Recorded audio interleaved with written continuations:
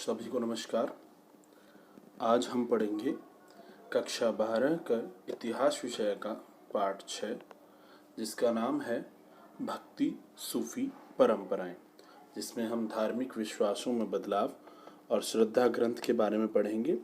और इसकी समय सीमा है लगभग 8वीं शताब्दी से 18वीं शताब्दी तक। अध्याय 4 में हमने पढ़ा कि प्रथम सहस्राब्दी के मध्य तक आते आते भारतीय उपमहाद्वीप का परिवेश धार्मिक इमारतों, स्तूप, विहार और मंदिरों में चिन्हित हो गया। यदि यह इमारतें किसी विशेष धार्मिक विश्वासों और आचरणों का प्रतीक हैं, वहीं अन्य धार्मिक विश्वासों का पुनर्निर्माण हम साहित्यिक परंपरा जैसे पुराणों के आधार पर भी कर सकते हैं, जिनका वर्तमान स्वरूप लगभग उसी समय बनना आरंभ हो गया था। इसके अलावा ऐसे धार्मिक विश्वास भी हैं जो साहित्यिक और दृष्टिक दोनों ही दस्तावेजों में अत्यंत धूमिल हैं। इस काल के नूतन साहित्यिक स्रोतों में संत कवियों की रचनाएं हैं, जिनमें उन्होंने जनसाधारण की क्षेत्रीय भाषाओं में मौखिक रूप से अपने को व्यक्त किया था। यह रचनाएं, जो अधिकतर संगीतबद्ध हैं, संतों के अनुयायियों द्वारा उनकी मृत्यु के उपरांत संकलित की गईं।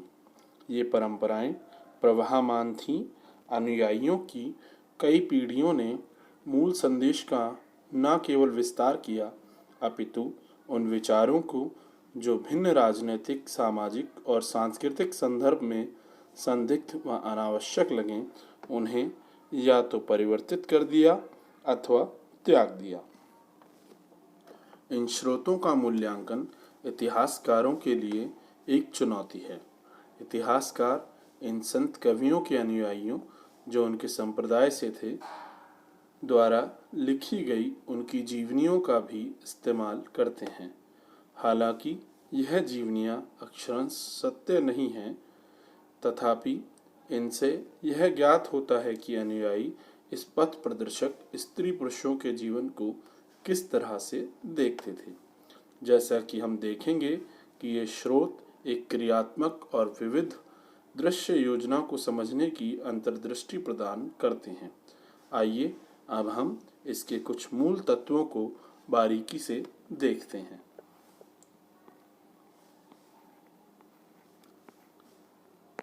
धार्मिक विश्वासों और आचरणों की गंगा जमुनी बनावट। संभवतः इस काल की सबसे प्रभावी विशिष्टता यह है कि साहित्यिक और मूर्तिकला दोनों ही अनेक तरह के देवी देवता अधिकाधिक दृष्टिगत होते हैं। एक स्तर पर यह तथ्य इस बात का द्योतक है कि विष्णु, शिव और देवी, जिन्हें अनेक रूपों में व्यक्त किया गया था, की आराधना की परिपाटी न केवल चलती रही, अपितु और अधिक विस्तृत हुई। पूजा प्रणालियों का समन्वय। वे इतिहासकार जो इस विकास को समझने का प्रयास करते हैं, उनका सुझाव है कि यहाँ कम से कम 2 प्रक्रियाएं कार्यरत थीं। एक प्रक्रिया ब्राह्मणीय विचारधारा के प्रचार की थी। इसका प्रसार पौराणिक ग्रंथों की रचना, संकलन और परिरक्षण द्वारा हुआ।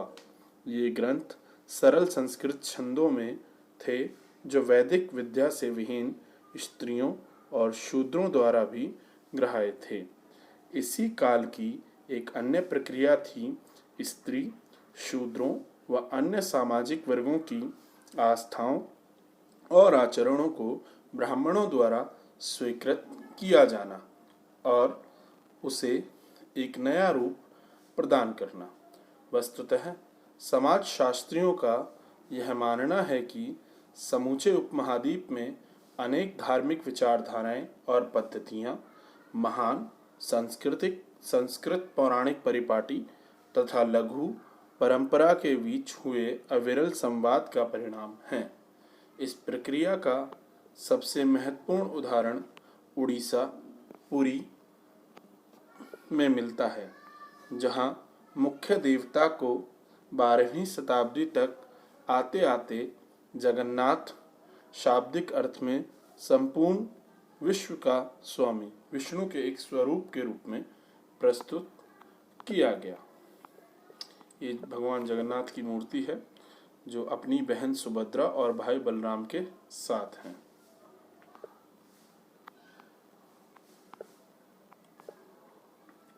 यदि चित्र 6.2 की चित्र 4.26 की से तुलना की जाए तो हम देखेंगे कि देवताओं को बहुत भिन्न तरीके से प्रस्तुत किया गया है। इस उदाहरण में एक स्थानीय देवता को जिसकी प्रतिमा को पहले और आज भी लकड़ी से स्थानीय जनजाति के विशेषज्ञों द्वारा गढ़ा जाता है, विष्णु के रूप में प्रस्तुत किया गया है। विष्णु का यह रूप देश के अन्य भागों में मिलने वाले स्वरूपों से सर्वथा भिन्न था। समन्वय के ऐसे उदाहरण देवी संप्रदायों में भी मिलते हैं। देवी की उपासना अधिकतर सिंदूर से पोते गए पत्थर के रूप में ही की जाती थी। इन स्थानीय देवियों को पौराणिक परंपरा के भीतर मुख्य देवताओं की पत्नी के रूप में मान्यता दी गई। कभी वह लक्ष्मी के रूप में विष्णु की पत्नी बनी और कभी शिव की पत्नी पार्वती के रूप में सामने आई। अब इसमें 2 शब्द आए थे, महान और लघु परंपरा, तो इनके बारे में भी पढ़ लेते हैं। महान और लघु परंपराएं। महान और लघु जैसे शब्द 20वीं शताब्दी के समाजशास्त्री रॉबर्ट रेडफील्ड द्वारा एक कृषक समाज के सांस्कृतिक आचरणों का वर्णन करने के लिए मुद्रित किए गए। इन समाजशास्त्री ने देखा कि किसान उन कर्मकांडों और पद्धतियों का अनुकरण करते थे जिनका समाज के प्रभुत्वशाली वर्ग जैसे पुरोहित और राजा द्वारा पालन किया जाता था। इन कर्मकांडों को रेडफील्ड ने महान परंपरा की संज्ञा दी। साथ ही कृषक समुदाय अन्य लोकाचारों का भी पालन करते थे जो इस महान परिपाटी से सर्वथा भिन्न थे। उसने इन्हें लघु परंपरा के नाम से अभिहित किया। रेडफील्ड ने यह भी देखा कि महान और लघु दोनों ही परंपरा के समय के साथ हुए पारस्परिक आदान प्रदान के कारण परिवर्तन हुए। हालांकि विद्वान इन प्रक्रियाओं और वर्गीकरण के महत्व से इनकार नहीं करते, तथापि वह इन शब्दों में जो पद सोपनात्मक स्वर उभर कर आता है उसकी अवमानना करते हैं। इसे लक्षित करने का एक तरीका है इन शब्दों को उदाहरण चित्र के साथ प्रस्तुत करना, जैसे लघु और महान।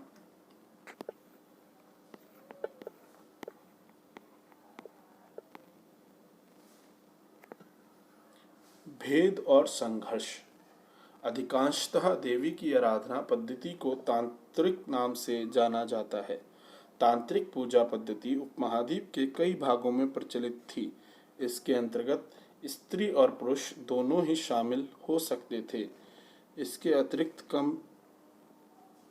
कर्मकांडीय संदर्भ में वर्ग और वर्ण के भेद की अवहेलना की जाती थी। इस पद्धति के विचारों ने शैव और बौद्ध दर्शन को भी प्रभावित किया। खासतौर से उपमहाद्वीप के पूर्वी, उत्तरी और दक्षिणी भागों में। आगामी सहस्राब्दी में इन समस्त विश्वासों और आचरणों का वर्गीकरण हिंदू के रूप में हुआ। यदि हम वैदिक और पौराणिक परंपरा के बीच तुलना करें तो यह विषमता और अधिक स्पष्ट रूप से उभर कर आती है। वैदिक देवकुल के अग्नि, इंद्र और सोम जैसे देवता पूरी तरह गौण हो गए और साहित्यिक व मूर्तिकला दोनों में ही उनका निरूपण नहीं दिखता। हालांकि वैदिक मंत्रों में विष्णु, शिव और देवी की झलक मिलती है। इसकी तुलना इनके विशद पौराणिक मिथकों से कदापि नहीं की जा सकती। किंतु इन असंगतियों के बावजूद वेदों को प्रामाणिक माना जाता रहा। इसमें कोई आश्चर्य की बात नहीं कि कभी संघर्ष की स्थिति भी उत्पन्न हो जाती थी। वैदिक परिपाटी के प्रशंसक उन सभी आचारों की निंदा करते थे जो ईश्वर की उपासना के लिए मंत्रों के उच्चारण के साथ यज्ञों के संपादन से परे थे। इसके विपरीत वे लोग थे जो तांत्रिक आराधना में लगे थे और वैदिक सत्ता की अवहेलना करते थे। इसके अलावा भक्त अपने इष्ट देव विष्णु या शिव को भी कई बार सर्वोच्च प्रक्षेपित करते थे। अन्य परंपराओं जैसे बौद्ध अथवा जैन धर्म से भी संबंध अक्सर तनावपूर्ण हो जाते थे, यद्यपि स्पष्ट द्वंद्व कम दिखाई पड़ते थे।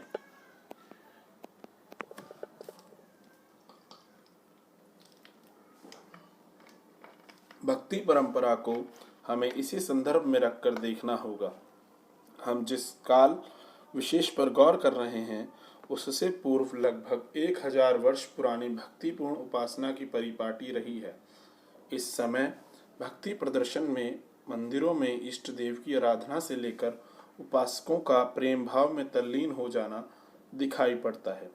भक्ति रचनाओं का उच्चारण अथवा गाया जाना इस उपासना पद्धति के अंश थे। वैष्णव और शैव संप्रदायों पर तो यह कथन विशेष रूप से लागू होता है। उपासना की कविताएं। प्रारंभिक भक्ति परंपरा। आराधना के तरीकों के क्रमिक विकास के दौरान बहुत बार संत कवि ऐसे नेता के रूप में उभरे जिनके आसपास भक्तजनों के एक पूरे समुदाय का गठन हो गया। यद्यपि बहुत सी भक्ति परंपराओं में ब्राह्मण, देवताओं और भक्तजन के बीच महत्वपूर्ण बिचौलिए बने रहे, तथापि इन परंपराओं ने स्त्रियों और निम्न वर्णों को भी स्वीकृति व स्थान दिया। भक्ति परंपरा की एक और विशेषता इसकी विविधता है।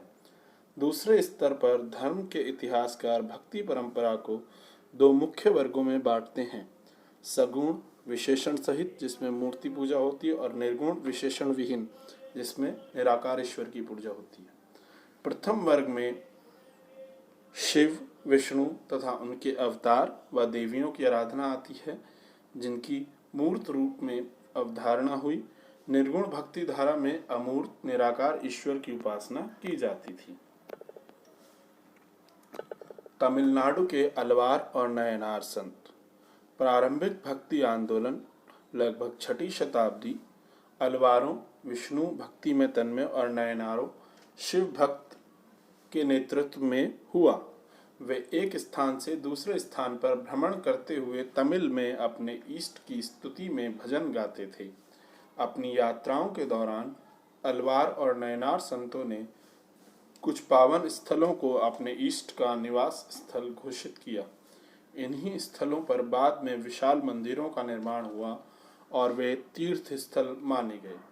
संत कवियों के भजनों को इन मंदिरों में अनुष्ठानों के समय गाया जाता था और साथ ही इन संतों की प्रतिमा की भी पूजा की जाती थी।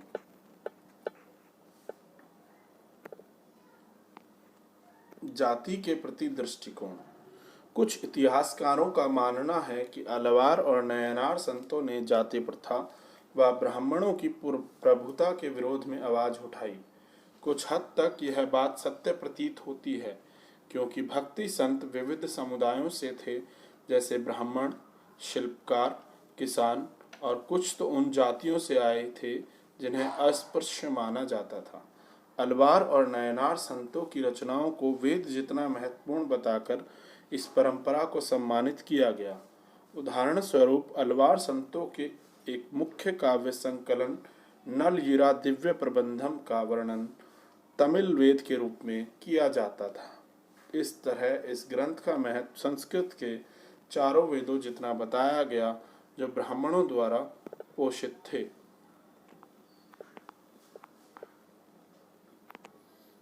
चतुर्वेदी, चारों वेदों के ज्ञाता ब्राह्मण और स्पर्श। यह उद्धरण तोंद्रा डिप्पोडी नामक एक ब्राह्मण अलवार के काव्य से लिया गया है। चतुर्वेदी जो अजनबी हैं और तुम्हारी सेवा के प्रति निष्ठा नहीं रखते, उनसे भी ज़्यादा आप, हे विष्णु, उन दासों को पसंद करते हैं जो आपके चरणों में प्रेम रखते हैं, चरणों से प्रेम रखते हैं, चाहे वे वर्ण व्यवस्था के परे हों। तो यहाँ उन्होंने जाति प्रथा पर बोला है कि जो चतुर्वेदी ब्राह्मण हैं उनसे ज़्यादा प्रेम आप उस व्यक्ति से करते हो जो आपसे प्रेम करता है। स्त्री भक्त। संभवतः इस परंपरा की सबसे बड़ी विशिष्टता इसमें स्त्रियों की उपस्थिति थी। उदाहरणतः अंडाल नामक अलवार स्त्री के भक्ति गीत व्यापक स्तर पर गाए जाते थे और आज भी गाए जाते हैं। अंडाल स्वयं को विष्णु की प्रेयसी मानकर अपनी प्रेम भावना को छंदों में व्यक्त करती थी। एक और स्त्री शिवभक्त कराइक्काल अम्मैयार ने अपने उद्देश्य प्राप्ति हेतु घोर तपस्या का मार्ग अपनाया। नयनार परंपरा में उसकी रचनाओं को सुरक्षित किया गया। हालांकि इन स्त्रियों ने अपने सामाजिक कर्तव्यों का परित्याग किया। वह किसी वैकल्पिक व्यवस्था अथवा भिक्षुणी समुदाय की सदस्या नहीं बनी।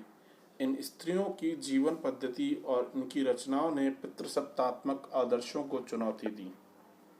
शास्त्र या भक्ति। यह छंद अप्पार नामक नयनार संत की रचना है। हे धूर्त जन, जो तुम शास्त्र को उद्धृत करते हो, तुम्हारा गोत्र और कुल भला किस काम का है? तुम केवल मारपेरू के स्वामी शिव, जो तमिलनाडु के तंजावुर जिले के मारपेरू में बसते हैं, तुम केवल मारपेरू के स्वामी को अपना एकमात्र आश्रय दाता मानकर नतमस्तक हो। भक्ति साहित्य का संकलन।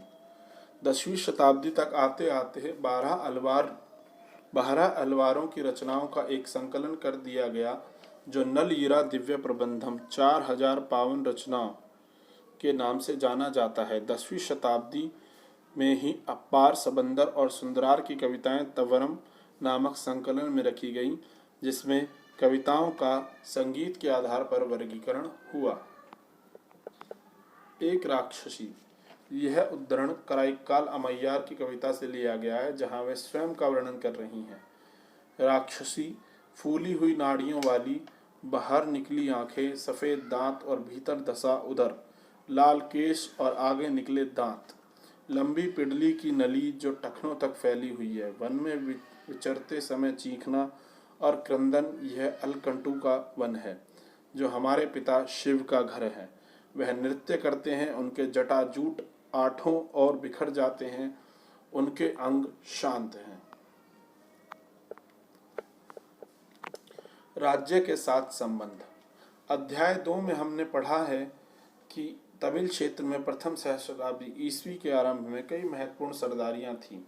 इसी सहस्राब्दी के उत्तरार्ध में राज्य का उद्भव और विकास हुआ, जिसमें पल्लव और पांड्य राज्य शामिल थे। हालांकि बौद्ध और जैन धर्म इस क्षेत्र में कई शताब्दियों से मौजूद थे और उन्हें व्यापारी व शिल्पी वर्ग का प्राश्रय हासिल था।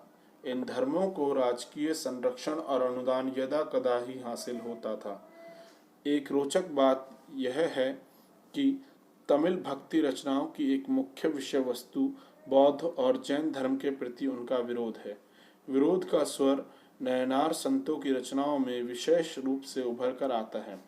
इतिहासकारों ने इस विरोध की व्याख्या करते हुए यह सुझाव दिया है कि परस्पर विरोधी धार्मिक समुदायों में राजकीय अनुदान को लेकर प्रतिस्पर्धा थी। यह स्पष्ट है कि शक्तिशाली चोल 9वीं से 13वीं शताब्दी तक यह स्पष्ट है कि शक्तिशाली चोल सम्राटों ने ब्राह्मणीय और भक्ति परंपरा को समर्थन दिया तथा विष्णु और शिव के मंदिरों के लिए भूमि अनुदान दिए। चिदम्बरम,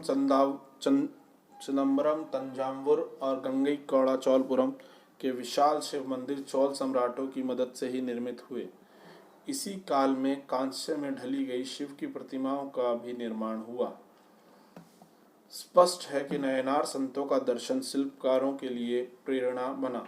नयनार और अलवार संत वेल्लाल कृषकों द्वारा सम्मानित होते थे, इसलिए आश्चर्य नहीं कि शासकों ने भी उनका समर्थन पाने का प्रयास किया। उदाहरणतः चोल सम्राटों ने देवीय समर्थन पाने का दावा किया और अपनी सत्ता के प्रदर्शन के लिए सुंदर मंदिरों का निर्माण कराया, जिनमें पत्थर और धातु से बनी मूर्तियां सुसज्जित थीं। इस तरह इन लोकप्रिय संत कवियों की परिकल्पना को, जो जन भाषाओं में गीत रचते व गाते थे, मूर्त रूप प्रदान किया गया। इन सम्राटों ने तमिल भाषा के शैव भजनों का गायन इन मंदिरों में प्रचलित किया। उन्होंने ऐसे भजनों का संकलन एक ग्रंथ तवरम के रूप में रखने का भी जिम्मा उठाया। 945 ईस्वी के एक अभिलेख से हमें पता चलता है कि चोल सम्राट परांतक प्रथम ने संत कवि अप्पार सबंदर और सुंदरार की धातु प्रतिमाएं एक शिव मंदिर में स्थापित करवाएं। इन मूर्तियों को उत्सव में एक जुलूस में निकाला जाता था। अब कर्नाटक की वीर शैव परंपरा। 12वीं शताब्दी में कर्नाटक में एक नवीन आंदोलन का उद्भव हुआ, जिसका नेतृत्व बासवन्ना नामक एक ब्राह्मण ने किया। बासवन्ना प्रारंभ में जैन मत को मानने वाले थे और चालुक्य राजा के दरबार में मंत्री थे। इनके अनुयायी शिव के वीर व लिंगायत, वीर शैव मीन्स शिव के वीर व लिंगायत मीन्स लिंग धारण करने वाले कहलाए। तो कर्नाटक की वीर शैव परंपरा को लिंगायत परंपरा भी कहते हैं। आज भी लिंगायत समुदाय का इस क्षेत्र में महत्व है। वे शिव की आराधना लिंग के रूप में करते हैं। इस समुदाय के पुरुष वाम स्कंध पर चांदी के एक पिटारे में एक लघु लिंग को धारण करते हैं, जिन्हें श्रद्धा की दृष्टि से देखा जाता है। उनमें जंगम अर्थात यायावर भिक्षु शामिल हैं। लिंगायतों का विश्वास है कि मृत्यु उपरांत भक्त शिव में लीन हो जाएंगे तथा इस संसार में पुनः नहीं लौटेंगे। धर्मशास्त्र में बताए गए श्राद्ध संस्कार का वे पालन नहीं करते और अपने मृतकों को विधि पूर्वक दफनाते हैं। लिंगायतों ने जाति की अवधारणा और कुछ समुदायों के दूषित होने की ब्राह्मणीय अवधारणा का विरोध किया। पुनर्जन्म के सिद्धांत पर भी उन्होंने प्रश्नवाचक चिन्ह लगाया। इन सब कारणों से ब्राह्मणीय सामाजिक व्यवस्था में जिन समुदायों को गौण स्थान मिला था, वे लिंगायतों के अनुयायी हो गए। धर्मशास्त्रों में जिन आचारों को स्वीकार किया गया था, जैसे वयस्क विवाह और विधवा पुनर्विवाह, लिंगायतों ने उन्हें मान्यता प्रदान की। वीर शैव परंपरा की व्युत्पत्ति उन वचनों से है जो कन्नड़ भाषा में उन स्त्री और पुरुषों द्वारा रचे गए हैं जो इस आंदोलन में शामिल हुए। अभी स्रोत पढ़ देते हैं। अनुष्ठान और यथार्थ संसार, यह बासवन्ना द्वारा रचित एक वचन है। जब वे एक पत्थर से बने सर्प को देखते हैं तो उस पर दूध चढ़ाते हैं। यदि असली सांप आ जाए तो कहते हैं मारो मारो। देवता के उस सेवक को जो भोजन परसने पर खा सकता है, वह कहते हैं चले जाओ चले जाओ, किंतु ईश्वर की प्रतिमा को जो खा नहीं सकती, वे व्यंजन परोसते हैं। नए धार्मिक विकास। मध्यवर्ती शताब्दियों में दो मुख्य विकास देखने में आए। एक और तो तमिल भक्तों, खास तौर से वैष्णव के विचारों को संस्कृत परंपरा में समाहित कर लिया गया, जिसका परिणाम सर्वाधिक प्रसिद्ध पुराणों में से एक भागवत पुराण की रचना थी। दूसरे 13वीं शताब्दी में भक्ति परंपरा का विकास महाराष्ट्र में हुआ। चलिए अब उत्तरी भारत में धार्मिक उफान देख लेते हैं।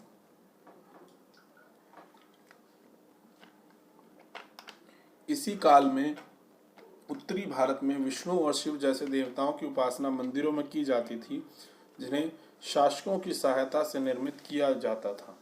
किंतु इतिहासकारों को अलवार और नयनार संतों की रचनाओं जैसा कोई ग्रंथ 14वीं शताब्दी तक उत्तरी भारत से प्राप्त नहीं हुआ। इस भिन्नता की क्या वजह हो सकती है? कुछ इतिहासकारों का मत है कि उत्तरी भारत में वह काल था जब अनेक राजपूत राज्यों का उद्भव हुआ। इन सभी राज्यों में ब्राह्मणों का महत्वपूर्ण स्थान था और वे ऐहिक तथा अनुष्ठानिक दोनों ही कार्य करते थे। उनकी इस प्रभुसत्ता को सीधे चुनौती देने का प्रयास शायद ही किसी ने किया। इसी समय वे धार्मिक नेता जो रूढ़िवादी ब्राह्मणीय सांचे के बाहर थे, उनके प्रभाव में विस्तार हो रहा था। जो ऐसे नेताओं में नाथ, जोगी और सिद्ध शामिल थे। उनमें से बहुत से लोग शिल्पी समुदाय के थे, जिनमें जुलाहे शामिल थे। संयोजित दस्तकारी उत्पादन के विकास के साथ उनका महत्व बढ़ रहा था। नगरीय केंद्रों के विस्तार तथा मध्य व पश्चिमी एशिया के साथ व्यापार के प्रसार के साथ ही इन दस्तकारी की वस्तुओं की मांग बढ़ी। अनेक धार्मिक नेताओं ने वेदों की सत्ता को चुनौती दी और अपने विचार आम लोगों की भाषा में सामने रखे। समय के साथ यह भाषाएं उस रूप में विकसित हुईं जिस तरह आज भी प्रयोग में लाई जाती हैं। अपनी लोकप्रियता के बावजूद नवीन धार्मिक नेता विशिष्ट शासक वर्ग का प्राश्रय हासिल करने की स्थिति में नहीं थे। इस स्थिति में एक नवीन तत्व भारत में तुर्कों का आगमन था, जिसकी पराकाष्ठा दिल्ली सल्तनत 13वीं शताब्दी की स्थापना में हुई। सल्तनत की स्थापना से राजपूत राज्यों का और उनसे जुड़े ब्राह्मणों का पराभव हुआ। इन परिवर्तनों का प्रभाव संस्कृति और धर्म पर भी पड़ा। सूफियों का आगमन इन परिवर्तनों का एक महत्वपूर्ण अंग था। दुशाले के नए ताने बाने इस्लामी परंपराएं। जिस तरह उपमहाद्वीप के विभिन्न क्षेत्र एक दूसरे से पृथक नहीं थे, उसी भांति समुद्र और पहाड़ों के परे के क्षेत्रों से भी संपर्क शताब्दियों से बना रहा। प्रथम सहस्राब्दी ईस्वी में अब अरब व्यापारी समुद्र के रास्ते पश्चिमी भारत के बंदरगाहों तक आए। इसी समय मध्य एशिया से लोग देश के उत्तर पश्चिमी प्रांतों में आकर बस गए। 7वीं शताब्दी में इस्लाम के उद्भव के बाद ये क्षेत्र उस संसार का हिस्सा बन गए जिसे अक्सर इस्लामी विश्व कहा जाता है। शासकों और शासितों के धार्मिक विश्वास। शासक मीन्स राजा, शासित मीन्स जिन पर राजा शासन कर रहा है, जनता। इन संपर्कों को समझने की एक धुरी यह है कि विशिष्ट शासक वर्ग के धर्म पर दृष्टि डाली जाए। 711 ईस्वी में मोहम्मद बिन कासिम नाम के एक अरब सेनापति ने सिंध को विजित कर लिया और उसे खलीफा के क्षेत्र में शामिल कर लिया। बाद में लगभग 13वीं शताब्दी ईस्वी में तुर्क और अफगानों ने दिल्ली सल्तनत की नींव रखी। समय के साथ दक्कन और अन्य भागों में भी सल्तनत का सीमा प्रसार हुआ। बहुत से क्षेत्रों में इस्लाम शासकों का स्वीकृत धर्म था। यह स्थिति 16वीं शताब्दी में मुगल सल्तनत की स्थापना के साथ भी बरकरार रही। 18वीं शताब्दी में जो क्षेत्रीय राज्य उभर कर आए, उनमें से कई राज्यों के शासक भी इस्लाम धर्म को मानने वाले थे। यहाँ उलमा, आलिम का बहुवचन, इस्लाम धर्म के ज्ञाता। उलमा मतलब जो इस्लाम धर्म के ज्ञाता होते थे। इस परिपाटी के संरक्षक होने के नाते वे धार्मिक, कानूनी और अध्यापन संबंधी जिम्मेदारी निभाते थे। सैद्धांतिक रूप से मुसलमान शासकों को उलमा के मार्गदर्शन पर चलना होता था। उलमा से यह अपेक्षा की जाती थी कि वे शासन में शरिया का अमल सुनिश्चित करवाएंगे, किंतु उपमहाद्वीप में स्थिति जटिल थी, क्योंकि बड़ी जनसंख्या इस्लाम धर्म को मानने वाली नहीं थी। इस संदर्भ में जिम्मी व्युत्पत्ति अरबी शब्द जिम्मा से अर्थात संरक्षित श्रेणी का प्रादुर्भाव हुआ। जिम्मी वे लोग थे जो उद्घटित धर्म ग्रंथ को मानने वाले थे, जैसे इस्लामी शासकों के क्षेत्र में रहने वाले यहूदी और ईसाई। ये लोग जजिया नामक कर चुकाकर मुसलमान शासकों द्वारा संरक्षण दिए जाने के अधिकारी हो जाते थे। भारत में इसके अंतर्गत हिंदुओं को भी शामिल कर लिया गया। जैसा आप देखेंगे, मुगल शासक अपने आप को न केवल मुसलमानों का अपितु सारे समुदायों का बादशाह मानते थे। वास्तव में शासक शासितों की तरफ काफी लचीली नीति अपनाते थे। उदाहरणतः बहुत से शासकों ने भूमि अनुदान व कर की छूट हिंदू, जैन, पारसी, ईसाई और यहूदी धर्म संस्थाओं को दी तथा साथ ही गैर मुस्लिम धार्मिक नेताओं के प्रति श्रद्धा भाव व्यक्त किया। ऐसे अनुदान अनेक मुगल बादशाहों जिनमें अकबर और औरंगजेब शामिल थे द्वारा दिए गए।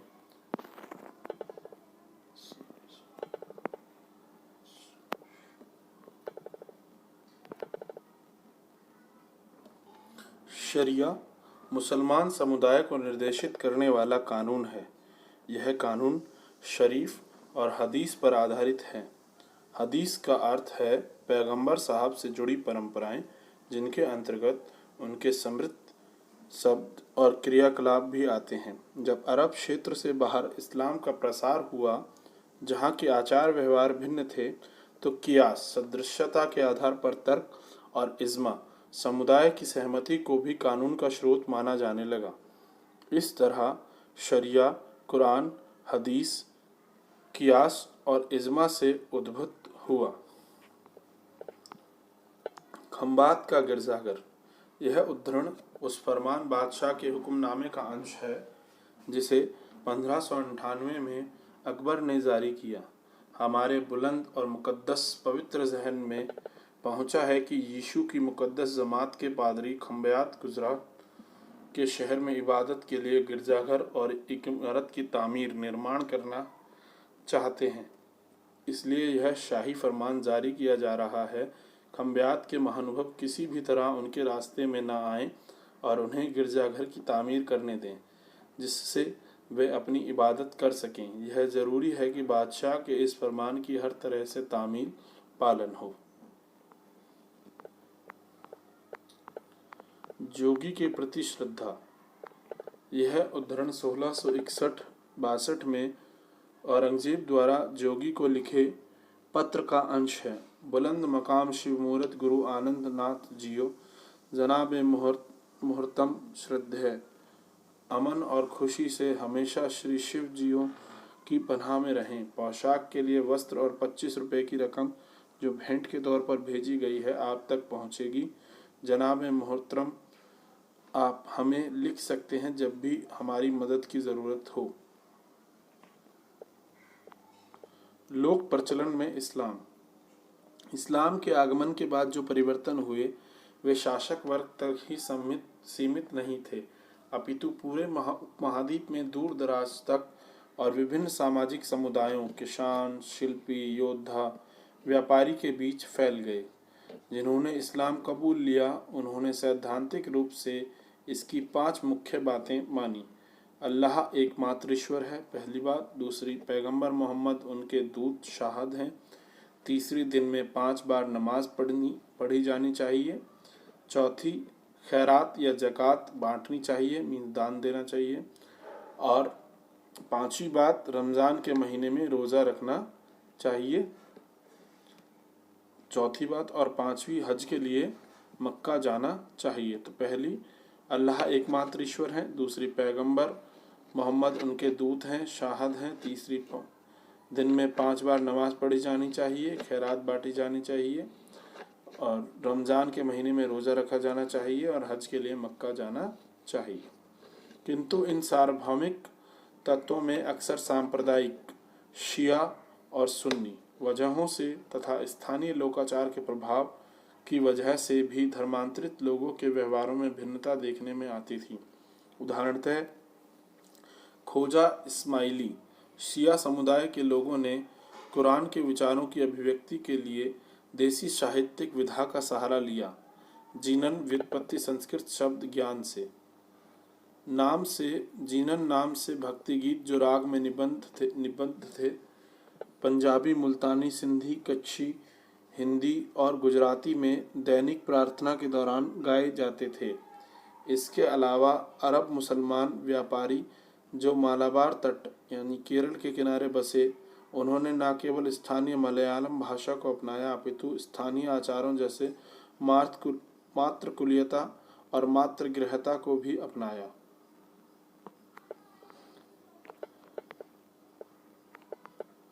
मातृगृहता वह परिपाटी है जहाँ स्त्रियां विवाह के बाद अपने मायके में ही अपनी संतान के साथ रहती हैं और उनके पति उनके साथ आकर रह सकते हैं। यह सार्वभौमिक धर्म के स्थानीय आचारों के संग जटिल मिश्रण का सर्वोत्तम उदाहरण संभवतः मस्जिदों की स्थापत्य कला में दृष्टिगोचर होता है। मस्जिदों के कुछ स्थापत्य संबंधी सार्वभौमिक तत्व सार्वभौमिक थे, जैसे इमारत का मक्का की तरफ अनुस्थापन जो मेहराब, प्रार्थना का आला और मिनबार व्यासपीठ की स्थापना से लक्षित होता था। बहुत से तत्व ऐसे थे जिनमें भिन्नता देखने में आती है, जैसे छत और निर्माण का सामान। समुदायों के नाम। हम अधिकतर हिंदू और मुसलमान जैसे समुदायों को धार्मिक समुदायों का निश्चित द्योतक मान लेते हैं, किंतु सच तो यह है कि इन शब्दों का बहुत समय तक कोई प्रचलन नहीं था। जिन इतिहासकारों ने 8वीं से 14वीं शताब्दी के मध्य संस्कृत ग्रंथों और अभिलेखों का अध्ययन किया है, वे इस तथ्य को उजागर करते हैं कि उनमें मुसलमान शब्द का शायद ही कहीं प्रयोग हुआ हो। इसके विपरीत लोगों का वर्गीकरण उनके जन्म स्थान के आधार पर किया जाता था। इस तरह तुर्की मुसलमानों को तुरुस्क कहा गया। ताजिकिस्तान से आए लोगों को ताजिक और फारस के लोगों को पारसिक नाम से संबोधित किया गया। यदा कदा अन्य लोगों को दिए गए नाम को नए प्रवासियों के साथ भी जोड़ा गया। उदाहरणतः तुर्क और अफगानों को शक और यवन भी कहा गया, ग्रीक लोगों के लिए प्रयुक्त शब्द। इन प्रवासी समुदायों के लिए एक अधिक सामान्य शब्द मलेच्छ था, जो इस बात की ओर इंगित करता है कि वह वर्ण नियमों का पालन नहीं करते थे और ऐसी भाषा बोलते थे जो संस्कृत से नहीं उपजी थी। हालांकि ऐसे शब्दों में हीन भावना निहित थी, किंतु उन्हें एक ऐसे विशिष्ट मुसलमान धार्मिक समुदाय के लिए शायद ही उपयुक्त किया जाता था जो हिंदू समुदाय के विपक्ष में हो। जैसा कि हमने अध्याय 5 में देखा कि हिंदू शब्द अनेक तरह से इस्तेमाल किया जाता था और उसे धार्मिक समुदाय के एकमात्र अर्थ में सीमित नहीं किया जा सकता।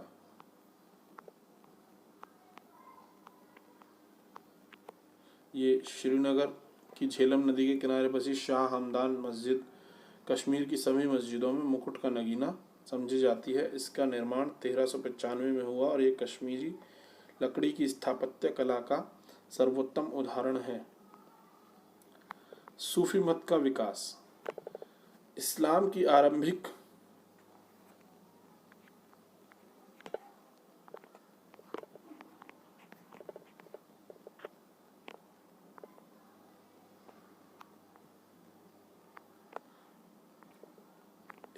आरंभिक शताब्दियों में धार्मिक और राजनीतिक संस्था के रूप में खिलाफत की बढ़ती विषयासक्ति के विरुद्ध कुछ आध्यात्मिक लोगों का रहस्यवाद और वैराग्य की ओर झुकाव बढ़ा। इन्हें सूफी कहा जाने लगा। इन लोगों ने रूढ़िवादी परिभाषाओं तथा धर्माचार्यों द्वारा की गई कुरान और सुन्ना पैगंबर के व्यवहार की बौद्धिक व्याख्या की आलोचना की। इसके विपरीत इन्होंने मुक्ति की प्राप्ति के लिए ईश्वर की भक्ति और उनके आदेशों के पालन पर बल दिया। उन्होंने पैगंबर मोहम्मद को इंसान कामिल बताते हुए उनका अनुसरण करने की सीख दी। सूफियों ने कुरान की व्याख्या अपने निजी अनुभवों के आधार पर की। सूफीवाद और तवस्सुफ। सूफीवाद 19वीं शताब्दी में मुद्रित एक अंग्रेजी शब्द है। इस सूफीवाद के लिए इस्लामी ग्रंथों में जिस शब्द का इस्तेमाल होता है वह तवस्सुफ है। कुछ विद्वानों के अनुसार यह शब्द सूफ से निकला है, जिसका अर्थ है ऊन है। यह उस खुरदुरे ऊनी कपड़े की ओर इशारा करता है जिसे सूफी पहनते थे। अन्य विद्वान इस शब्द की व्युत्पत्ति सफ़ा से मानते हैं, जिसका अर्थ है साफ। यह संभव है कि यह शब्द सफ़ा से निकला हो, जो पैगंबर की मस्जिद के बाहर एक चबूतरा था जहां निकट अनुयायियों की मंडली धर्म के बारे में जानने के लिए इकट्ठी होती थी। अब बात करते हैं खानकाह और सिलसिला की। 11वीं शताब्दी तक आते आते सूफीवाद एक पूर्ण विकसित आंदोलन था, जिसका सूफी और कुरान से जुड़ा अपना साहित्य था। संस्थागत दृष्टि से सूफी अपने को एक संगठित समुदाय खानकाह, जो फारसी भाषा का शब्द है, खानकाह के इर्द गिर्द स्थापित करते थे। खानकाह का नियंत्रण शेख, जो अरबी भाषा का शब्द है, शेख, पीर अथवा मुर्शिद के हाथ में था। वे अनुयायियों मतलब शिष्य, मुरीदों की भर्ती करते थे और अपने वारिस खलीफा की नियुक्ति करते थे। आध्यात्मिक व्यवहार के नियम निर्धारित करने के अलावा खानकाह में रहने वाले लोगों के बीच के संबंध और शेख व जनसामान्य के बीच के रिश्तों की सीमा भी नियत करते थे।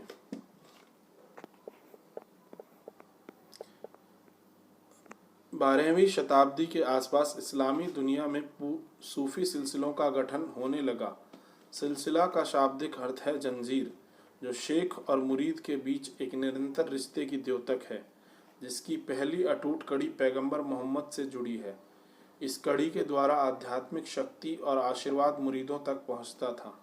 दीक्षा के विशिष्ट अनुष्ठान विकसित किए गए, जिसमें दीक्षित को निष्ठा का वचन देना होता था और सिर मुड़ाकर थेगड़ी लगे वस्त्र धारण करने पड़ते थे। पीर की मृत्यु के बाद उसकी दरगाह, फारसी में इसका अर्थ दरबार, उसके मुरीदों के लिए भक्ति का स्थल बन जाती थी। इस तरह पीर की दरगाह पर जियारत के लिए जाने, खास तौर से उनकी बरसी के अवसर पर परिपाटी चल निकली। इस परिपाटी को उर्स विवाह मायने पीर की आत्मा का ईश्वर से मिलन कहा जाता था, क्योंकि लोगों का मानना था कि मृत्यु के बाद पीर ईश्वर से एकीभूत हो जाते हैं और इस तरह पहले के बजाय उनके अधिक करीब हो जाते हैं। लोग आध्यात्मिक और ऐहिक कामनाओं की पूर्ति के लिए उनका आशीर्वाद लेने जाते थे। इस तरह शेख का वली के रूप में आदर करने की परिपाटी शुरू हुई। यहाँ कुछ सिलसिलाओं के नाम दिए हुए हैं। सिलसिलों के नाम ज़्यादातर सूफी वंश उन्हें स्थापित करने वालों के नाम पर पड़े। उदाहरणतः कादरी सिलसिला शेख अब्दुल कादिर जिलानी के नाम पर पड़ा। कुछ अन्य सिलसिलाओं का नामकरण उनके जन्म स्थान पर हुआ, जैसे चिश्ती नामक मध्य अफगानिस्तान के चिश्ती शहर से लिया गया है। चिश्ती नाम जो है वो मध्य अफगानिस्तान के चिश्ती शहर से लिया गया है। वली बहुवचन औलिया अर्थात ईश्वर का मित्र वह सूफी जो अल्लाह के नज़दीक होने का दावा करता था और उनसे मिली बरकत से करामत करने की शक्ति रखता था। उपमहाद्वीप में चिश्ती सिलसिला 12वीं शताब्दी के अंत में भारत आने वाले सूफी समुदायों में चिश्ती सबसे अधिक प्रभावशाली रहे। इसका कारण यह था कि उन्होंने न केवल अपने आप को स्थानीय परिवेश में अच्छी तरह ढाला, अपितु भारतीय भक्ति परंपरा की कई विशिष्टताओं को भी अपनाया। चिश्ती खानकाह में जीवन चिश्ती खानकाह में जीवन खानकाह सामाजिक जीवन का केंद्र बिंदु था। हमें शेख निजामुद्दीन औलिया की खानकाह के बारे में पता है, जो इस समय दिल्ली शहर की बाहरी सीमा पर यमुना नदी के किनारे गियासपुर में है। यहाँ कई छोटे छोटे कमरे और एक बड़ा हॉल जमात खाना था, जहाँ सहवासी और अतिथि रहते हैं और उपासना करते थे। सहवासियों में शेख का अपना परिवार, सेवक और अनुयायी थे। शेख एक छोटे कमरे में छत पर रहते थे, जहाँ वह मेहमानों से सुबह शाम मिला करते थे। आंगन एक गलियारे से घिरा होता था और खानकाह को चारों ओर से दीवार घेरे रहती थी। एक बार मंगोल आक्रमण के समय पड़ोसी क्षेत्र के लोगों ने खानकाह में शरण ली। ये चिश्ती सिलसिला के मुख्य उपदेशक हैं, जैसे शेख मोइनुद्दीन चिश्ती, उनकी मृत्यु का वर्ष है 1235 और दरगाह का स्थान है अजमेर दिल्ली में। ख्वाजा कुतुबुद्दीन बख्तियार काकी की दरगाह है 1235 दिल्ली में। शेख फरीदुद्दीन गंज ए शकर तो 1265 में इनकी मृत्यु और इनकी जो दरगाह है वो है अजोधन पाकिस्तान में। शेख निजामुद्दीन औलिया की जो मृत्यु हुई वो 1325 में हुई और इनकी दरगाह दिल्ली में है। शेख नसीरुद्दीन चिराग दहली 1356 में इनकी मृत्यु हुई और इनकी जो दरगाह है वो दिल्ली में है। अब खानकाह में क्या क्या होता था।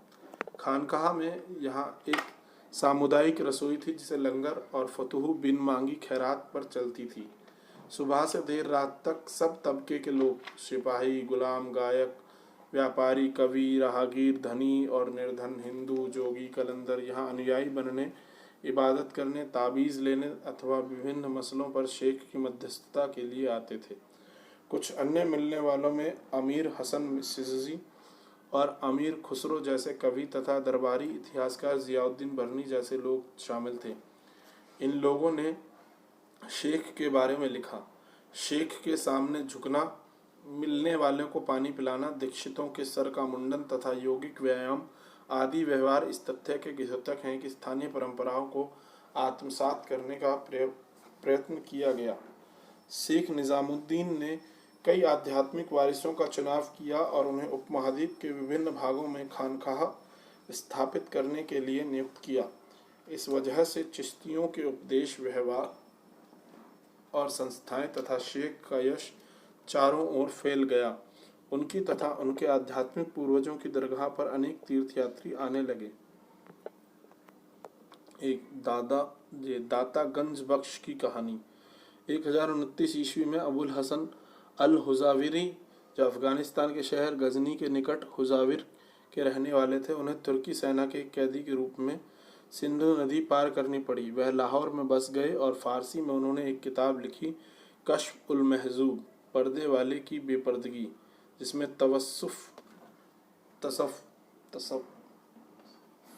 तसव्वुफ के मायने और इनका पालन करने वाले सूफियों के बारे में बताया गया।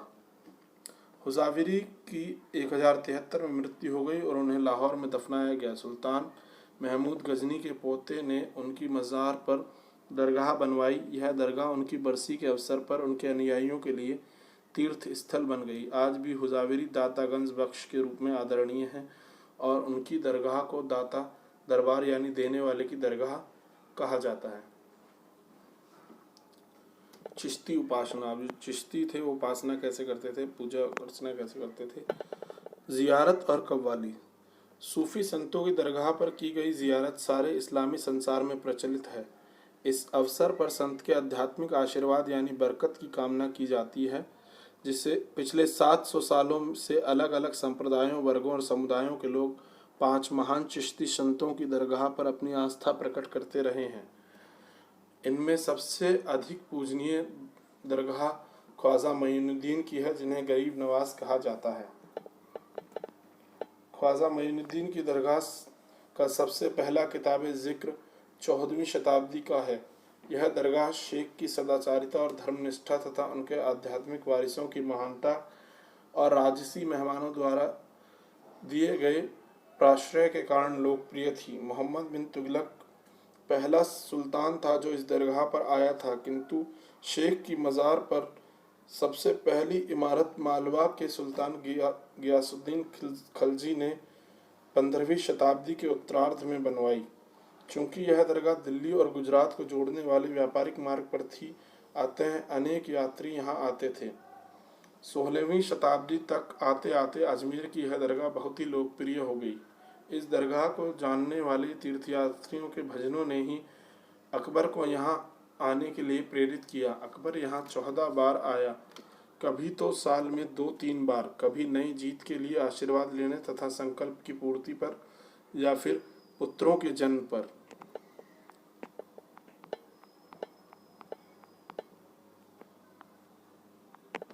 ये मुल्क का चिराग। प्रत्येक सूफी दरगाह के कुछ विशिष्ट लक्षण होते थे। 18वीं शताब्दी में दक्कन के दरगाह कुली खान ने शेख नसीरुद्दीन चिराग दहली की दरगाह के बारे में मुरक्का दिल्ली की एल्बम में लिखा है कि शेख सिर्फ दहली के ही चिराग नहीं अपितु सारे मुल्क के चिराग हैं। लोगों का हुजूम यहाँ आता है, खास तौर से इतवार के रोज़। दिवाली के महीने में दिल्ली की सारी आबादी दरगाह पर उमड़ आती है और हौज के पास तंबू गाड़कर वे कई दिनों तक यहाँ रहते हैं। पुराने रोगों को ठीक करने के लिए वे यहाँ नहाते हैं। हिंदू और मुसलमान एक ही भावना से आते हैं।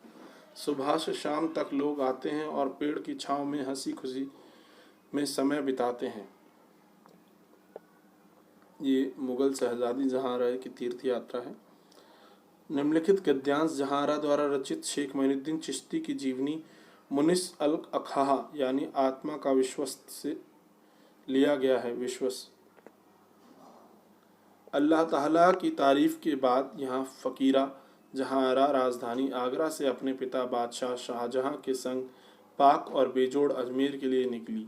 मैं इस बात के लिए वायदा परस्त थी कि हर रोज़ और हर मुकाम में मैं 2 बार की अख्तियार नमाज अदा करूँगी। कुछ दिन मैं रात को बाग के चमड़े पर नहीं सोई और अपने पैर मुक़द्दस दरगाह की तरफ नहीं फैलाए, ना ही मैंने अपनी पीठ उनकी तरफ की। मैं पेड़ के नीचे दिन गुजारती थी। वीरवार को रमज़ान के मुक़द्दस महीने के चौथे रोज़ मुझे चिराग और इत्र में डूबे दरगाह की ज़ियारत की खुशी हासिल हुई।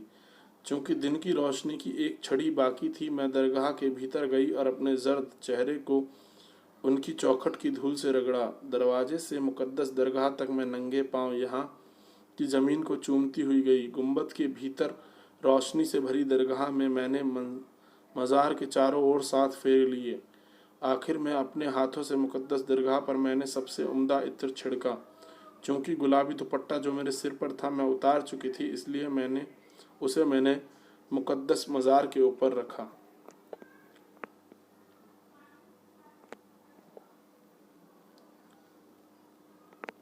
अब अकबर के बारे में उन्होंने यह परंपरा वो बार लगभग 15 बार लगभग 14 बार यहाँ आए।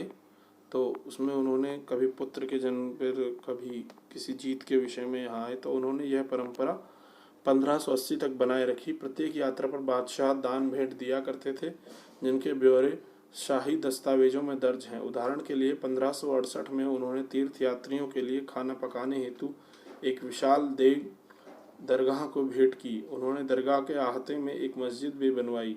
नाच और संगीत भी जियारत का हिस्सा थे, खासतौर से कव्वालों द्वारा प्रस्तुत रहस्यवादी गुणगान, जिससे परमानंद की भावना को उभारा जा सके। सूफी संत जिक्र, ईश्वर का नाम जाप या फिर समा श्रवण करना यानी आध्यात्मिक संगीत की महफिल के द्वारा ईश्वर की उपासना में विश्वास रखते थे। चिश्ती उपासना पद्धति में सभा का महत्व इस तथ्य की पुष्टि करता है कि चिश्ती स्थानीय भक्ति परंपरा से जुड़े। भाषा और संपर्क। न केवल भाषा में चिश्तियों ने स्थानीय भाषा को अपनाया, अपितु दिल्ली में चिश्ती सिलसिले के लोग हिंदवी में बातचीत करते थे। बाबा फरीद ने भी क्षेत्रीय भाषा में काव्य रचना की, जो गुरु ग्रंथ साहिब में संकलित है। कुछ और सूफियों ने लंबी कविताएं मसनवी लिखी, जहां ईश्वर के प्रति प्रेम को मानवीय प्रेम के रूपक के द्वारा अभिव्यक्त किया गया है। उदाहरणतः मलिक मोहम्मद जायस्ती का प्रेम आख्यान पद्मावत, पद्मनी और चित्तौड़ के राजा रत्न सेन की प्रेम कथा के इर्द गिर्द घूमता है। उनकी अजमाइश प्रतीक है आत्मा की परमात्मा तक पहुँचने की यात्रा का। अक्सर खानकाहों में समा के दौरान ऐसे काव्यों का वाचन होता था। सूफी कविता की एक भिन्न विधा रचना बीजापुर कर्नाटक के आसपास हुई। यह दक्षिणी उर्दू का रूप में लिखी गई छोटी कविताएं थीं, जो 17वीं 18वीं शताब्दियों में इस क्षेत्र में बसने वाले चिश्ती संतों द्वारा रची गई थीं। ये रचनाएं संभवतः औरतों द्वारा घर का काम जैसे चक्की पीसते और चरखा काटते हुए गाई जाती थीं। कुछ और रचनाएं लोरीनामा और शादीनामा के रूप में लिखी गईं। यह संभव है कि इस क्षेत्र के सूफी यहाँ पहले से चली आई भक्ति परंपरा से प्रभावित हुए। अमीर खुसरो और कौल। अमीर खुसरो, जिनका जीवन काल है 1253 से 1323, महान कवि, संगीतज्ञ और शेख निजामुद्दीन औलिया के अनुयायी थे। उन्होंने कौल कौल एक अरबी शब्द है जिसका अर्थ है कहावत। उन्होंने कौल का प्रचलन करके चिश्ती समा को एक विशिष्ट आकार दिया। कौल को कव्वाली के शुरू और आखिर में गाया जाता था। इसके बाद सूफी कविता का पाठ होता था, जो फारसी, हिंदवी अथवा उर्दू में होती थी, और कभी कभी इन तीनों ही भाषाओं के शब्द इसमें मौजूद होते थे। शेख निजामुद्दीन औलिया की दरगाह पर गाने वाले कव्वाल अपने गायन की शुरुआत कौल से करते हैं। उपमहाद्वीप की सभी दरगाहों पर कव्वाली गाई जाती है। अब ये चरखानामा की हमने बात करी थी, लोरीनामा, शादीनामा, जो चरखा काटते हुए गाई जाती तो इसका नाम चरखानामा। यह गीत चरखे के चलने की धुन पर आधारित है। जैसे आप रुई लेते हैं, आप जिक्र जाली करें। जैसे आप रुई को धुनते हैं, आप जिक्र कल्बी करें। जैसे आप रुई को फिरकी पर लपेटते हैं, जिक्र आईनी करें। जिक्र पेट से छाती तक उच्चारित किया जाए। उसे धागे की तरह गले से उतारें। श्वास के धागे एक एक गिने। बहन 24,000 तक गिने। सुबह शाम ऐसा करें और इसे तोहफे में अपने पीर को पेश करें।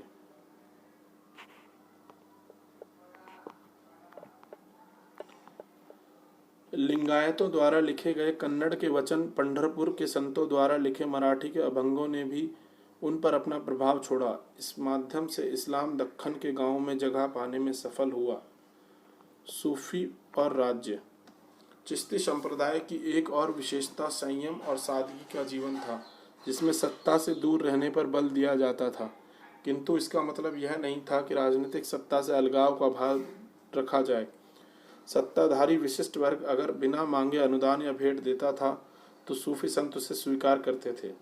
सुल्तानों ने खानकाहों को कर मुक्त भूमि अनुदान में दी और दान संबंधी न्यास स्थापित किए।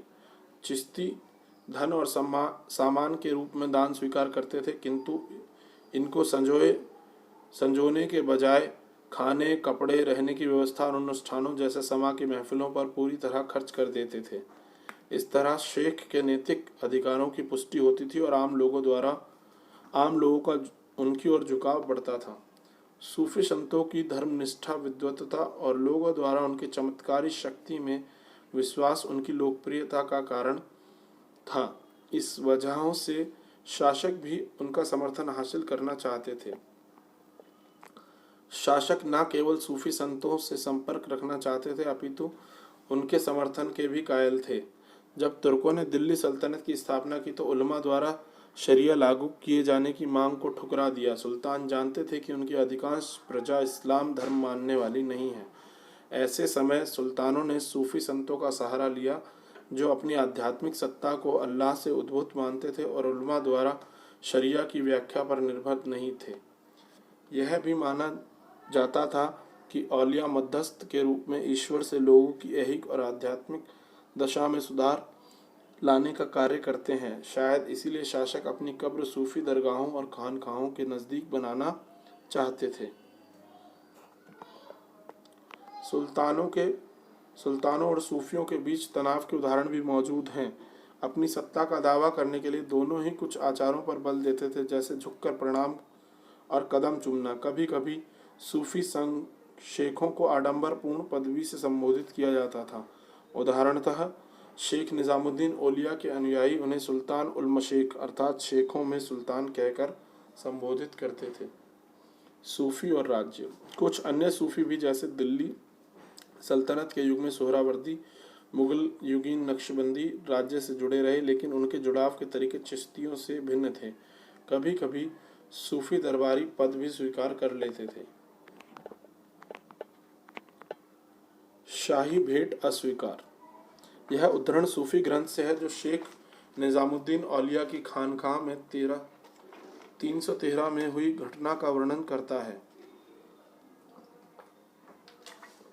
1313 में हुई घटना का वर्णन करता है। मेरी अमीर हसन सिजी अच्छी किस्मत थी कि मैं उनके कदम चूम सका।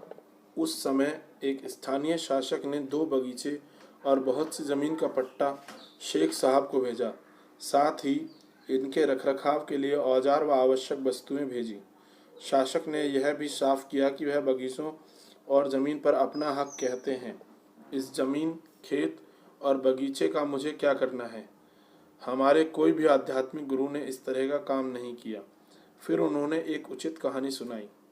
सुल्तान गियासुद्दीन जो उस समय उल्गू खां के नाम से जाने जाते थे, शेख फरीदुद्दीन से मिलने आए। उन्होंने शेख को कुछ धनराशि और 4 गांवों का पट्टा किया। धन दरवेशों के लिए दिया था और जमीन शेख के अपने इस्तेमाल के लिए। मुस्कुराते हुए शेख अल-इस्लाम फरीदुद्दीन ने कहा, मुझे धन दे दो, मैं इसे दरवेशों में बांट दूंगा। जहाँ तक जमीन के पट्टे का सवाल है, उसे उन लोगों को दे दो जिन्हें उनकी कामना है।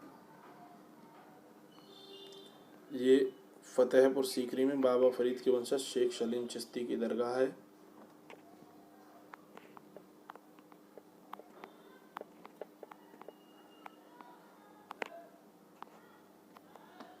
नवीन भक्ति पंथ। उत्तरी भारत में संवाद और असहमति। अनेक संत कवियों ने नवीन सामाजिक परिस्थितियों, विचारों और संस्थाओं के साथ स्पष्ट और सांकेतिक दोनों किस्म के संवाद कायम किए। इस काल के 3 प्रमुख प्रभावकारी व्यक्तियों पर दृष्टिपात कर हम देखेंगे कि इन संवादों को किस भांति अभिव्यक्ति मिली। 8.1 दैवीय वस्त्र की बुनाई। कबीर। लगभग 14वीं-15वीं शताब्दी कबीर इस पृष्ठभूमि में उभरने वाले संत कवियों में अप्रतिम थे। इतिहासकारों ने उनके जीवन और काल का अध्ययन करके उनके काव्य और बाद में लिखी गई जीवनियों के आधार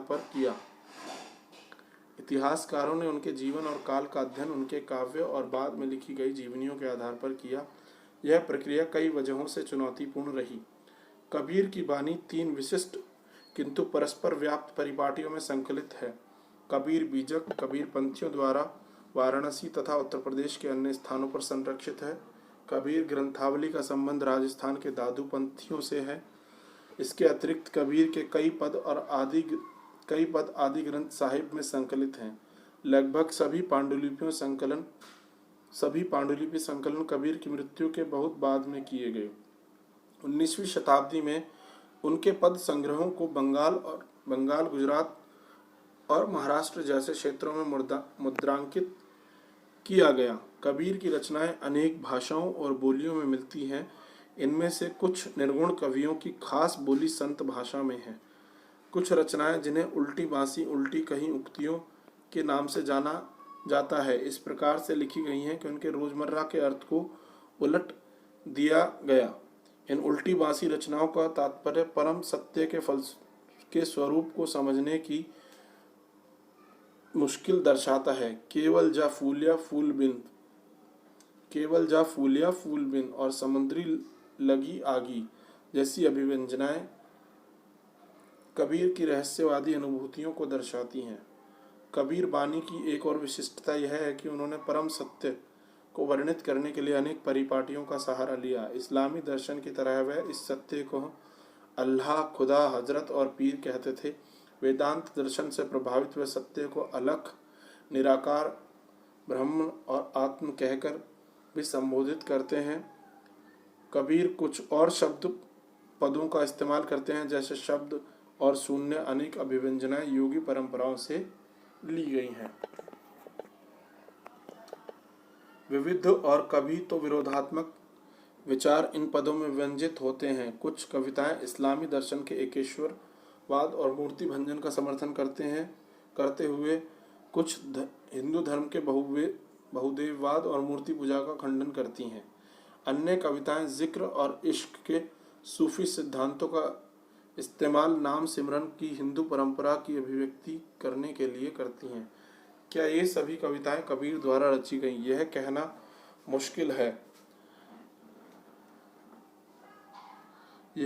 मुश्किल है। विद्वान पदों की भाषा शैली और विषय वस्तु के आधार पर यह स्थापित करने की कोशिश करते हैं कि कौन से पद कबीर के हैं। कबीर की समृद्ध परंपरा इस तथ्य की द्योतक है कि कबीर पहले और आज भी इन लोगों के लिए प्रेरणा का स्रोत हैं जो सत्य की खोज में रूढ़िवादी, धार्मिक, सामाजिक संस्थाओं, विचारों और व्यवहारों को प्रश्नवाचक दृष्टि से देखते हैं। कबीर के विचार संभवतः अवध प्रदेश, उत्तर प्रदेश की सूफी और योगी परंपरा के साथ हुए संवाद और विवाद के माध्यम से घनीभूत हुए। कबीर की विरासत पर उन अनेक गुटों ने दावा किया जो उन्हें याद करते थे और आज भी कर रहे हैं। यह तथ्य इस बात से उजागर होता है कि इस विषय पर आज भी विवाद है कि वह जन्म से हिंदू थे अथवा मुसलमान, और यह विवाद अनेक संत जीवनियों से उभर कर आते हैं जो 17वीं शताब्दी यानी उनकी मृत्यु के 200 वर्ष बाद से लिखी गईं। वैष्णव परंपरा की जीवनियों में कबीर का अरबी में अर्थ है महान। वैष्णव परंपरा की जीवनियों में कबीर को जन्म से हिंदू कबीरदास बताया गया है, किंतु उनका पालन गरीब मुसलमान परिवार में हुआ जो जुलाहे थे और कुछ समय पहले ही इस्लाम धर्म के अनुयायी बने थे। इन जीवनियों में यह भी कहा जाता है कि कबीर को भक्ति का मार्ग दिखाने वाले गुरु रामानंद थे, किंतु कबीर के पद गुरु और सतगुरु संबोधन का इस्तेमाल किसी विशेष व्यक्ति के संदर्भ में नहीं करते। इतिहासकारों का यह भी मानना है कि कबीर और रामानंद का समकालीन होना मुश्किल प्रतीत होता है, जब तक कि उन्हें बहुत ही लंबी आयु ना दे दी जाए। अतः वे परंपराएं जो दोनों को जोड़ती हैं स्वीकार नहीं की जा सकती, किंतु उनसे यह अवश्य पता चलता है कि कबीर की विरासत के बाद की पीढ़ी के लिए कितनी महत्वपूर्ण थी। कबीर की विरासत बाद की पीढ़ी के लिए कितनी महत्वपूर्ण थी। अब एक स्रोत है, ये पढ़ देते हैं। एक ईश्वर, यह रचना कबीर की मानी जाती है। हे भाई, यह बताओ किस तरह हो सकता है कि संसार के एक नहीं दो स्वामी हो? किसने तुम्हें भ्रमित किया है? ईश्वर को अनेक नामों से पुकारा जाता है, जैसे अल्लाह, राम, करीम, केशव, हरि तथा हजरत। भिन्नताएं तो केवल शब्दों में हैं जिनका आविष्कार हम स्वयं करते हैं। कबीर कहते हैं दोनों ही भुलावे में हैं, इनमें से कोई एक राम को प्राप्त नहीं कर सकता। एक बकरे को मारता है और दूसरा गाय को। ये पूरा जीवन विवादों में ही गवा देते हैं। अब बात करते हैं बाबा गुरु नानक की। बाबा गुरु नानक और पवित्र शब्द। बाबा गुरु नानक 1369 और से 1539 तक इनका जीवन काल रहा। बाबा गुरु नानक का जन्म एक हिंदू व्यापारी परिवार में हुआ।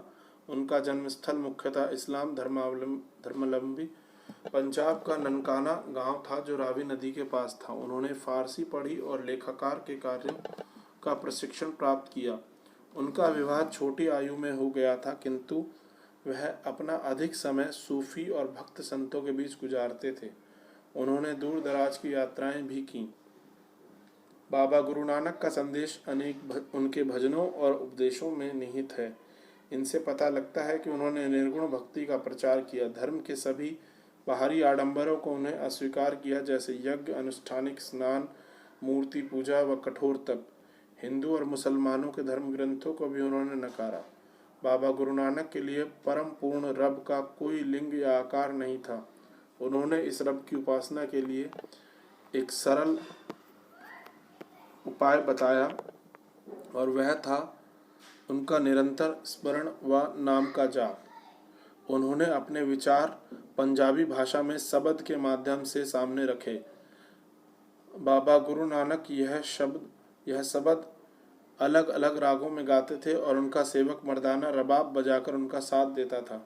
बाबा गुरु नानक ने अपने अनुयायियों को एक समुदाय में संगठित किया। सामुदायिक उपासना संगत के नियम निर्धारित किए, जहां सामूहिक रूप से पाठ होता था। उन्होंने अपने अनुयायी अंगद को अपने बाद गुरुपद पर आसीन किया। इस परिपाटी का चलन 200 वर्षों तक होता रहा। ऐसा प्रतीत होता है कि बाबा गुरु नानक किसी नवीन धर्म की संस्थापना नहीं करना चाहते थे, किंतु उनकी मृत्यु के बाद उनके अनुयायियों ने अपने आचार व्यवहार को संगठित कर अपने को हिंदू और मुसलमान दोनों से पृथक चिन्हित किया। 5वें गुरु अर्जुन देव जी ने बाबा गुरु नानक तथा उनके 4 उत्तराधिकारियों बाबा फरीद, रविदास और कबीर की बानी को आदि ग्रंथ साहिब में संकलित किया। इनको गुरबानी कहा जाता है और ये अनेक भाषाओं में रचे गए। 17वीं शताब्दी के उत्तरार्ध में 10वें गुरु गोविंद सिंह ने 9वें गुरु तेग बहादुर की रचनाओं को भी इसमें शामिल किया और इस ग्रंथ को गुरु ग्रंथ साहिब कहा गया। गुरु गोविंद सिंह ने खालसा पंथ, पवित्रों की सेना, खालसा पंथ की नींव डाली और उनके 5 प्रतीकों का वर्णन किया। बिना कटे केश, कृपाण, कच्छ, कंघा और लोहे का कड़ा। गुरु गोविंद सिंह के नेतृत्व में समुदाय एक सामाजिक, धार्मिक और सैन्य बल के रूप में संगठित होकर सामने आया। मीराबाई, भक्ति में राजकुमारी। मीराबाई लगभग 15वीं-16वीं शताब्दी संभवतः भक्ति परंपरा की सबसे सुप्रसिद्ध कवियत्री हैं। उनकी जीवनी उनके लिखे भजनों के आधार पर संकलित की गई है, जो शताब्दियों तक मौखिक रूप से संप्रेषित होते रहे। मीराबाई मारवाड़ के मेड़ता जिले की एक राजपूत राजकुमारी थी, जिनका विवाह उनकी इच्छा के विरुद्ध मेवाड़ के सिसोदिया कुल में कर दिया गया। उन्होंने अपने पति की आज्ञा की अवहेलना करते हुए पत्नी और मां के परंपरागत दायित्वों को निभाने से इनकार किया और विष्णु के अवतार कृष्ण को अपना एकमात्र पति स्वीकार किया। उनके ससुराल वालों ने उन्हें विष देने यानी जहर देने का प्रयत्न किया, किंतु वह राजभवन से निकलकर एक परिव्रंजिका संत बन गईं। उन्होंने अंतर्मन की भाव प्रवणता को व्यक्त करने वाले अनेक गीतों की रचना की। कुछ परंपराओं के अनुसार मीरा के गुरु रैदास थे, जो एक चर्मकार थे। इससे पता चलता है कि मीरा ने जातिवादी समाज की रूढ़ियों का उल्लंघन किया। ऐसा माना जाता है कि अपने पति के राजमहल के ऐश्वर्य को त्याग कर उन्होंने विधवा के सफ़ेद वस्त्र अथवा सन्यासिनी के जोगिया वस्त्र धारण किए। हालांकि मीराबाई के आसपास अनुयायियों का जमघट नहीं लगा और उन्होंने किसी निजी मंडली की नींव नहीं डाली, किंतु फिर भी वह शताब्दियों से प्रेरणा के स्रोत रही हैं। उनके रचित पद आज भी स्त्रियों और पुरुषों द्वारा गाए जाते हैं, खास तौर से गुजरात व राजस्थान के गरीब लोगों द्वारा, जिन्हें नीच जाति का समझा जाता है। अब ये मीरा ने का एक गीत है, कृष्ण के प्रति प्रेम। यह मीराबाई द्वारा रचित एक गीत का अंश है। अगर चंदन की चिता बनाऊं आपने हाथ जला ज, जलाजा जल बल भई भस्म की डेरी अपने अंग लगा जा। मीरा कहे प्रभु गिरधर नागर जोत में जोत मिला जा। और एक और पद बाद में वह कहती हैं, राणो जी मेवाड़ो म्हारो काई करसी महाते गोविंदरा गुण गया सा। राणो जी रुससी गांव रखासी हरि रूसिया कुमल्यासा। ये शंकर देव जी के बारे में है। 15वीं शताब्दी के उत्तरार्ध में असम में शंकर देव वैष्णव धर्म के मुख्य प्रचारक के रूप में उभरे। उनके उपदेशों को भगवती धर्म कहकर संबोधित किया जाता है क्योंकि वे भागवत गीता और भगवत पुराण पर आधारित थे। ये उपदेश सर्वोच्च देवता विष्णु के प्रति पूर्ण समर्पण भाव पर केंद्रित थे। शंकरदेव ने भक्ति के लिए नाम कीर्तन और श्रद्धावान भक्तों के सत्संग में ईश्वर के नाम उच्चारण पर बल दिया। उन्होंने आध्यात्मिक ज्ञान के प्रचार के लिए सत्र या मठ तथा नामघर जैसे प्रार्थना घर की स्थापना को बढ़ावा दिया। इस क्षेत्र में ये संस्थाएं और आचार आज भी पनप रहे हैं। शंकरदेव की प्रमुख काव्य रचनाओं में कीर्तन घोष भी है। धार्मिक परंपराओं के इतिहास का पुनर्निर्माण। हमने देखा कि इतिहासकार धार्मिक परंपरा के इतिहास के पुनर्निर्माण के लिए अनेक स्रोतों का उपयोग करते हैं, जैसे मूर्तिकला, स्थापत्य, धर्म गुरुओं से जुड़ी कहानियां, देवीय स्वरूप को समझने को उत्सुक स्त्री और पुरुषों द्वारा लिखी गई काव्य रचनाएं आदि। जैसा हमने देखा, अध्याय 1 और 4 मूर्तिकला और स्थापत्य कला का हम उस उद्देश्य के लिए तभी इस्तेमाल कर सकते हैं जब हम उसके संदर्भ को अच्छी तरह से समझें, अर्थात इन आकृतियों और इमारतों को बनाने और उनका इस्तेमाल करने वाले लोगों के विचारों, आस्थाओं और आचारों की हमें समझ हो। धार्मिक विश्वासों से संबंधित साहित्यिक परंपराओं के बारे में क्या कहा जा सकता है? यदि हम इस अध्याय में वर्णित स्रोतों पर दृष्टिपात करें तो हम देखेंगे कि इसमें काफ़ी विविधता है और वे कई भाषाओं व शैलियों में लिखे गए हैं।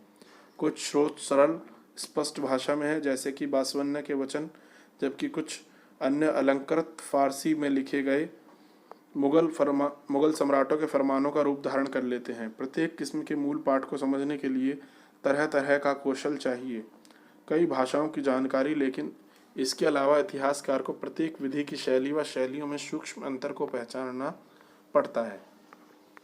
अब ये स्रोत है, एक स्रोत पढ़ लेते हैं। सूफी परंपरा के इतिहास के पुनर्निर्माण के लिए विभिन्न स्रोत। सूफी खानकाहों के आसपास अनेक ग्रंथों की रचना हुई, जिनमें शामिल हैं सूफी विचारों और आचारों पर प्रबंध पुस्तिका कश्फ उल महजूब इस विधा का एक उदाहरण है। यह पुस्तक अली बिन उस्मान हुजाविरी द्वारा लिखी गई साहित्यिक इतिहासकारों को यह जानने में मदद करता है कि उपमहाद्वीप के बाहर की परंपराओं ने भारत में सूफी चिंतन को किस तरह प्रभावित किया। मुल्फुजात सूफी संतों की बातचीत। मुल्फुजात पर एक आरंभिक ग्रंथ फवाइद अल फुआद है। यह शेख निजामुद्दीन औलिया की बातचीत पर आधारित एक संग्रह है। इसका संकलन प्रसिद्ध फारसी कवि अमीर हसन सिजवी दहलवी ने किया। स्रोत 9 में इस ग्रंथ से लिया गया एक अंश उद्धृत है। मुल्फुजात का संकलन विभिन्न सूफी सिलसिलों के शेखों की अनुमति से हुआ। इनका उद्देश्य मुख्यतः उपदेशात्मक था। उपमहाद्वीप के अनेक भागों से, जिनमें दक्खन शामिल है, अनेक उदाहरण इस तरह के मिलते हैं। कई शताब्दियों तक इनका संकलन होता रहा। मुक्तुबात, लिखे हुए पत्रों का संकलन। ये वे पत्र थे जो सूफी संतों द्वारा अपने अनुयायियों और सहयोगियों को लिखे गए। इन पत्रों से धार्मिक सत्य के बारे में शेख के अनुभवों का वर्णन मिलता है, जिससे वह अन्य लोगों के साथ बांटना चाहते थे। वह इन पत्रों में अनेक अनुयायियों के लौकिक और आध्यात्मिक जीवन, उनकी आकांक्षाओं और मुश्किलों पर टिप्पणी करते थे। विद्वान बहुधा 17वीं शताब्दी के नक्शबंदी सिलसिले के शेख अहमद सरहिंदी के लिखे मुकबात ए इमाम रब्बानी पर चर्चा करते हैं।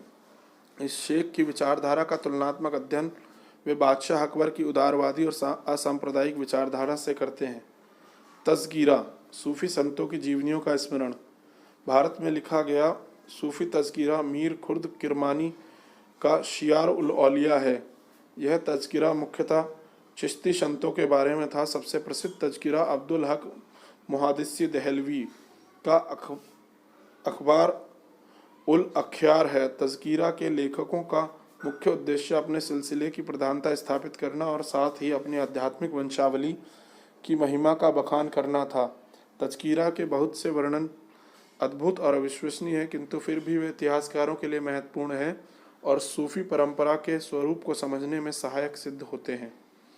यह याद रखने योग्य है कि प्रत्येक परिपाटी जिसका जिक्र इस अध्याय में हुआ है, उससे अनेक साहित्यिक और मौखिक संदेश जुड़े हुए हैं।